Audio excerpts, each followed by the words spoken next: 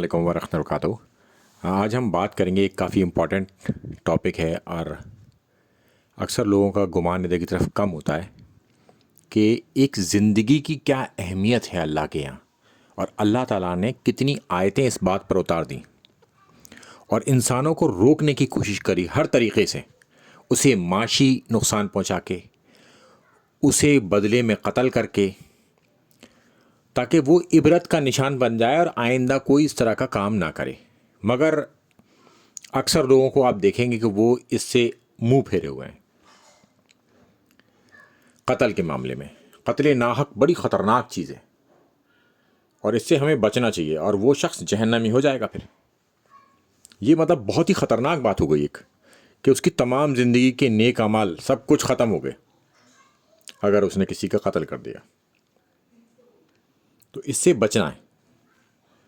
ہاں، الا یہ کہ آپ کے دفاع میں آپ ہو جائے یا پھر غلطی سے ہو جائے، تو یہ دو کنڈیشن اس میں ہوں گی۔ یہ کہ ایک جان بوجھ کے آپ کسی آدمی کو مار دیں کسی کے کہنے پر جا کے کہ انہوں نے کہا اور ہم نے مار دیا، تو آپ کوئی قانون تھوڑے ہیں جو آپ جا کے کسی کو مار دیتے ہیں۔ آپ عدالت ہیں، آپ ہیں کیا؟ کسی کو بم سے اڑا دیا، کہیں گولیاں چلا دی، مسجد میں سب لوگ نماز پڑھنے آئے، بم چلا دیا وہاں پر۔ کتنے مسلمان اپنی زندگی کھو گئے اس میں جو نماز پڑھنے آئے تھے۔ اب ایسے لوگوں کا کیا ہوگا وہ سن لیں اب آپ۔ السلام علیکم ورحمۃ اللہ وبرکاتہ۔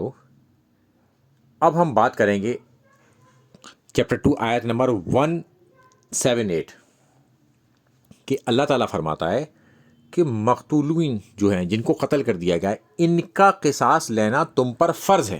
جن کو قتل کر دیا گیا ہے نا، ان کا بدلہ ضرور لینا ہے، اور یہ بدلہ لے گی کورٹ۔ ٹھیک ہے، آپ کو ہتھیار لے کے نہیں جانا۔ اب آزاد کے بدلے میں آزاد، غلام کے بدلے میں غلام، عورت کے بدلے میں عورت۔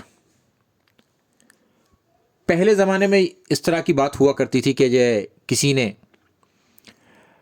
کسی کی بیوی کو مار دیا، وہ پلٹ کر اس کی بیوی کو مار دے گا، تو پھر یہ بدلہ کہاں ہوا؟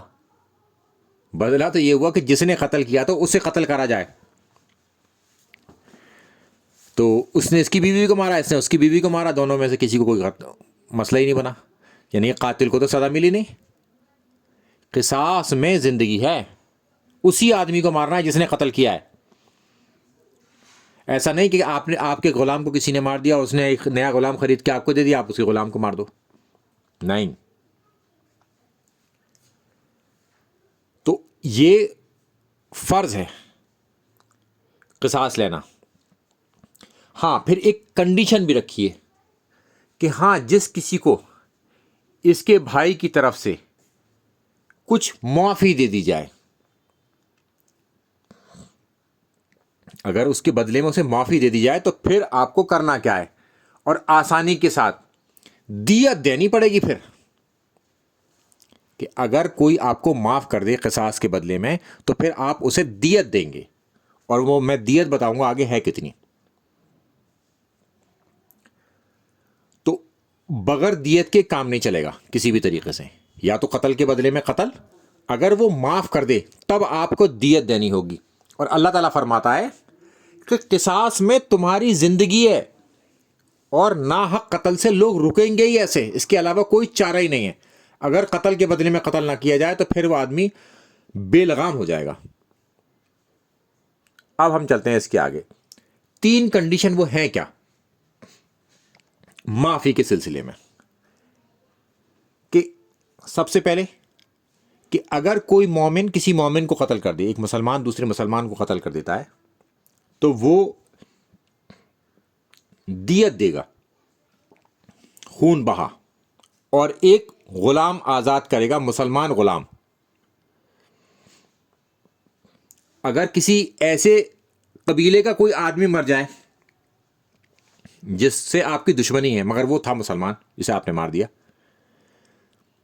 تو آپ ایک غلام آزاد کریں گے، دیت نہیں دیں گے اس میں، یعنی کہ خون بہا نہیں دیا جائے گا۔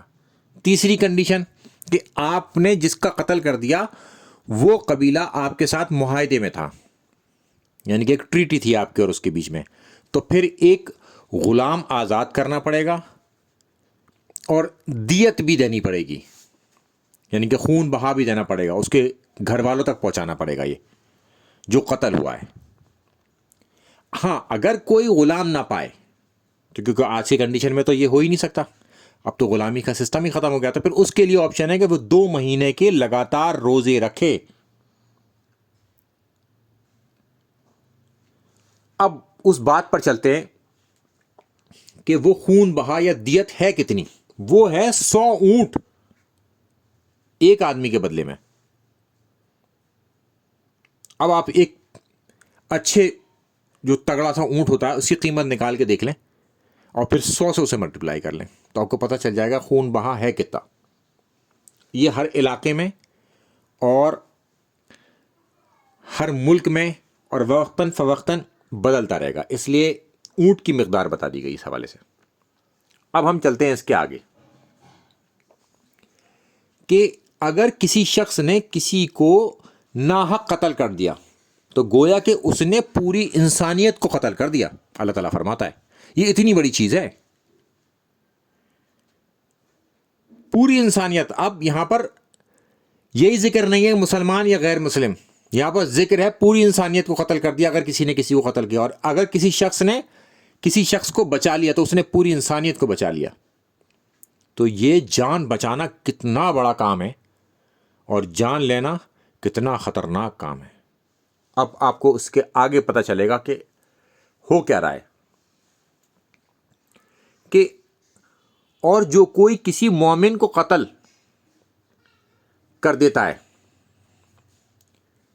تو وہ ہمیشہ ہمیشہ دوزخ میں رہے گا، یعنی کہ اس کا کوئی آپشن ہی باقی نہیں ہے۔ اب اگر وہ مسلمان کو کسی کو قتل کر دیتا ہے تو وہ ہمیشہ دوزخ میں رہے گا اور اللہ تعالیٰ کا لعنتی بھی بن جائے گا، ایسے شخص پر اللہ کی لعنت۔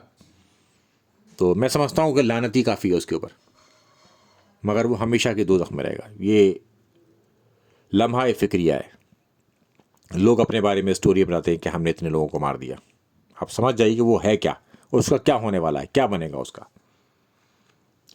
اب ہم چلتے ہیں اس کے آگے کہ اگر کوئی شخص کسی ذمی کافر کو بھی مار دے گا، یعنی کہ ایسا شخص جو کہ مسلمان نہیں ہے اور مسلمانوں کی حکومت میں رہتا ہے اور ٹیکس دیتا ہے، جزیہ دیتا ہے، تو مسلمانوں کی ذمہ داری ہے کہ اس کی حفاظت کرنا، کیونکہ وہ ٹیکس سے پے ہی ہے۔ اگر اسے بھی کوئی قتل کر دے گا ایسے آدمی کو بھی، تب بھی وہ کبھی جنت میں داخل نہیں ہو پائے گا۔ اب ہم چلتے ہیں اس کے آگے کہ اللہ کے یہاں قتل غارت کا، یعنی کہ قتل کا فیصلہ بالکل شروع میں ہی ہوگا، یعنی کہ یہ اتنی سنگین چیز ہے کہ اللہ تعالیٰ اس کو ایڈریس شروع میں ہی کرے گا اور ان لوگوں کو بلایا جائے گا۔ اور اس کے متعلق کئی ساری حدیثیں ہیں کہ وہ مقتول اپنے قاتل کو بازلوں سے گھسیٹ کے لائے گا اور اللہ کے عرش تک اس کی رسائی ہوگی، وہاں تک وہ پہنچ جائے گا، اس کے قریب تک۔ تو اب آپ سمجھ لیجیے کہ اس کا بنے گا کیا جس نے قتل کیا ہے، جہنم، کنفرم جہنم۔